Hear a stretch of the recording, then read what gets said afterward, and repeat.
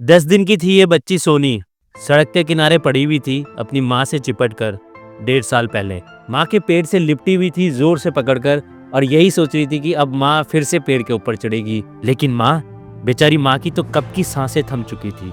बेचारी या तो खेलते खेलते पेड़ से गिरी थी या फिर करंट खाकर। खैर वक्त को यही मंजूर था और सोनी की किस्मत को हम।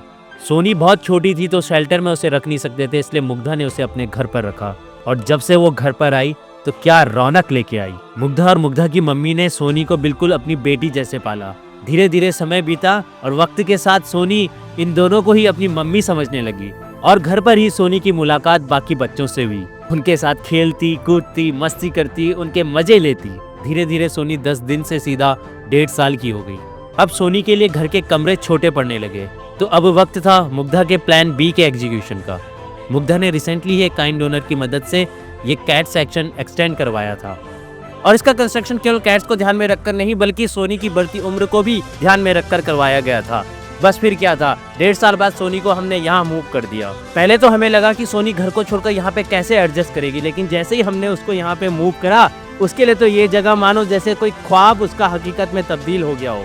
यहाँ उसके नए दोस्त भी बने, पुराने दोस्त भी उससे मिलने आते हैं और हम तो हमेशा से उसके साथ ही हैं। आगे भगवान का साथ रहा तो सोनी और सोनी जैसे बच्चों के लिए हम इससे भी बड़ा कुछ ख्वाबों की दुनिया जरूर बनाएंगे।